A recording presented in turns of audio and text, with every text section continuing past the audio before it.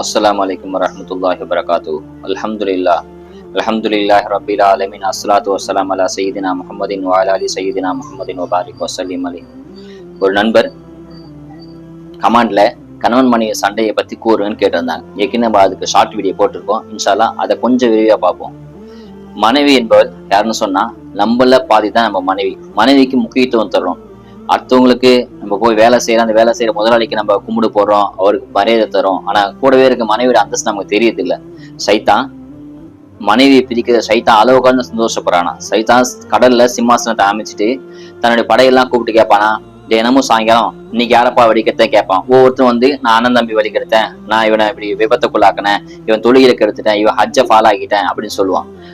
அந்த சைத்தான் தலைவர் சைத்தான் நீராணி ஒண்ணு செய்யல போன்னு அனுப்பிச்சு விட்டான். கடைசியா ஒரு சைத்தான் சொல்லுவானா, நான் கணவன் மனைவி 2 பேரும் சும்மா சாதா வாக்குவாதம் நடந்துச்சு, அவங்களுக்குள்ள போய் அந்த சண்டையை பெரிய சண்டையை ஊதி பெரிய சண்டையை ஆக்கிட்டேன், ஒருத்தருக்கு அடித்தடி அளவுக்கு போயிடுச்சு, மனைவி அம்மா வீட்டுக்கு போயிட்டா அப்படின்னு சொன்ன உடனே அந்த சைத்தான் சிம்மாசனத்தை இறங்கி அந்த யாரு மனைவி பிரிச்சானோ அவனை கட்டி பிடிச்சி பாராட்டுவானா. நீ தான் சபா சரியான வேலை செஞ்ச அப்படின்னு சொல்லி பாராட்டுவான் என்பதாக ஹதீஸ்ல வருது. எனவே கணவன் மனைவி பிரிப்பது சைத்தானுக்கு அளவுக்கு சந்தோஷத்தை உண்டாக்குது, அல்லாஹ்வுக்கு வெறுப்பு உண்டாக்குது. ஆனா கணவன் மனைவி சந்தோஷமா இருக்கும். மனைவி என்பது யார் தெரியுமா?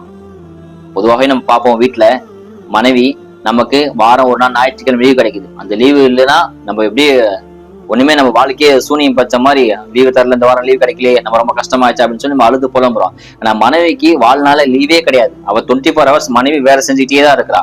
ஏன்னா ஊருக்கு போயிட்டு வரோம், நம்ம டயர்டான்னு சொல்லி படுத்துக்கிறோம். ஆனா மனைவி அந்த டைம்ல இரவு 12 மணி ஆனா சரி எந்திரிச்சு நம்ம காஃபி போட்டு தரா, இல்ல அல்லது பாலாச்சு குடிச்சு படுங்கன்னு சொல்லி பால் குடிச்சு சுட வச்சு தரா, அல்லது உடனே ஒரு சேமியா ஒரு மேகி ஏதாவது கிண்டி நமக்கு தரா.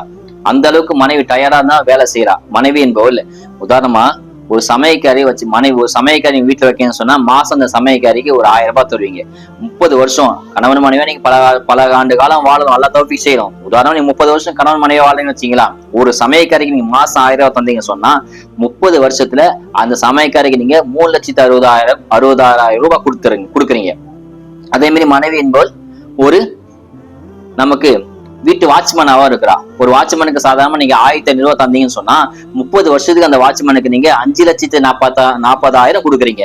அதே மனைவி நம்ம குழந்தையை பார்த்துக்கிற ஆயாவா வேலை செய்யறாங்க. அந்த ஆயாவுக்கு நீங்க 500 ரூபாய் கொடுத்து வச்சுக்கிட்டா கூட, நான் சொல்றதெல்லாம் குறைஞ்சபட்ச சம்பளம் தான், இப்ப யாரும் சம்பளம் வரது கிடையாது. அப்படி வச்சுக்கிட்டாலும் கூட ஒரு 500 ரூபாய் தரீங்க ஆயாவுக்கும் வச்சுக்கிட்டீங்கன்னா கூட 30 வருஷத்து ஆயாவுக்கு நீங்க 1,80,000 ரூபாய் கொடுக்குறீங்க. அதே மாதிரி மனைவி நமக்கு துணி துவைச்சு போடுறா. ஒரு வண்ணாத்தி நீங்க வேலைக்கு வச்சுன்னு சொன்னா குறைஞ்சபட்சம் 2,000 மாசம் தர்றோம். இந்த 2,000 கணக்கு போட்டு பாத்தீங்கன்னு சொன்னா 30 வருஷத்துல 7,20,000 நீங்க அந்த வண்ணாத்தி கொடுக்குறீங்கன்னு அர்த்தம். இப்படியே நீங்க கூட்டி கழிச்சு பாத்தீங்கன்னு சொன்னா கிட்டத்தட்ட 30 வருஷத்துல நீங்க மனைவி செய்யற வேலைக்கு மத்தவங்களை வச்சு செஞ்சா அந்த வேலை மனைவி என்பவள் இந்த வேலையெல்லாம் தானே ஆட்டோமேட்டிக் எல்லாமே எந்த எதிர்பார்ப்பும் இல்லாம செய்யறா. மனைவி இல்லாம நீங்க இதுக்கெல்லாம் ஒரு ஆள் வச்சு செஞ்சீங்க சொன்னா 30 வருஷத்துல திட்டத்திட்ட 1,08,00,000 ரூபாய் நீங்க செலவு செய்ய வேண்டியது வரும். ஆனா இது எல்லாமே மனைவி எந்த எதிர்பார்ப்பும் எல்லாம் உங்களுக்கு செய்யறான்னு சொன்னா அந்த மனைவி நீங்க எப்படி பாத்துக்கணும்? மனைவி பேசும்போது மனைவியே உற்று நோக்கணும். மனைவியே பேசும்போது நம்ம செல்போனை நோண்டிட்டே அவ பேச கேட்க கூடாது. இப்படி செஞ்சீங்க மனைவியே அவ நமக்கு முக்கியம், மனைவிதான் நமக்கு முக்கியம்னு அவளுக்கு நீங்க உணர்த்தணும். அவ சமையல் செஞ்சா சமையல குறைய இருந்தாலும் அந்த குறைய வெளிக்காட்டாம ருசித்து சாப்பிட்டு சாப்பாடு நல்லா இருந்துச்சுமா, நல்லா செஞ்சே அப்படின்னு சொல்லி பாராட்டின்னு சொன்னா அந்த சமையல இன்னும் கொஞ்சம் கூடுதல் சுவையை அல்லா கொடுப்பான். மனைவியும் கூடுதல் சுவைக்கு என்ன வேணுமோ அதை உரிய முறை தேர்ந்தெடுத்து அதை செய்வா. நீங்க என்ன செஞ்சாலும் குறை சொல்லிட்டே இருந்தாலும் அவ சொல்லுவா, இந்த மனுஷன் எப்ப செஞ்சாலும் குறைதான் சொல்ல போறாரு, இதுக்கு நம்ம என்ன தப்பு நல்லா செஞ்சுக்கிட்டு அப்படின்னு சொல்லி விட்டுருவா. அதனால சமையல குறை சொல்லாதீங்க, வேலையில குறை சொல்லாதீங்க. மனைவி நீட்டா வச்சிருக்கா, மனைவியை முடிஞ்ச அளவுக்கு பாராட்டுங்க. யாரையே பாராட்டுறோம், யாராவது சொல்றோம், மனைவியை பாராட்ட நமக்கு ஈகோ பாக்குறோம். ஈகோ பார்க்காம சொன்னா வாழ்க்கை சுபிச்சமா நீண்ட காலம் வாழலாம். உமரலின் ஆட்சி காலத்துல உமரை பார்க்கறதுக்கு ஒருத்தர் வர்றாரு. மனைவியை பத்தி முறையெடுத்து வீட்டுக்கு வந்தா உமரோட வீட்டுல சண்டை நடக்குது. மனைவி உமரை திட்டுறாங்க. உமர் அமைதியா காது தாத்தி மனைவி திட்டத்தை வாங்கிட்டே இருக்கிறாங்க. அந்த மனிதருக்கு ஆச்சரியம். ஒரு மிகப்பெரிய கலிஃபா, ஒரு கோபக்கார ஓஷக்காரரு, அவரை போய் மனைவி திட்டாங்க, அமைதியா இருக்காருன்னு சொல்லி திரும்ப போயிடுறாங்க. நம்ம வீட்டுல பிரச்சனை சொன்னா இது அதுக்கு மேல பெரிய பிரச்சனையா இருக்குன்னு சொல்லி அவர் திரும்ப வந்துட்டாரு. திரும்ப வந்து உமரனை பார்த்து கூப்பிட்டு கேட்கறாங்க, ஏன்பா வந்து என்னை பார்க்க வந்து ஏன் போயிட்டேன்னு கேட்கும் போது அந்த மனித உமரன் சொல்றாங்க, இல்ல ஹலிஃபாவே, நான் என் மனைவி பிரச்சனை சொல்லி உங்க வீட்டுல வந்தா உங்க வீட்டுல அதோட பெரிய பிரச்சனை ஓடிட்டு இருக்கு, அதான் திரும்பி வந்துட்டேன்னு சொல்லும் போது உமரன் சொல்றாங்களா, மனைவி என்பவள் சாதாரண ஆள் கிடையாதுப்பா, நமக்கு அவ வேலைக்காரியாவும் அவ சமையல்காரியாவும் நம்ம வீட்டை பாத்துக்கிற ஒரு காவலாளியும் இருக்கிறா. எனவே மனைவி சின்ன தப்பு செஞ்சா அதை மன்னிச்சிடுங்க என்பதாக சொன்னாங்க உமர் அல்லாஹ்.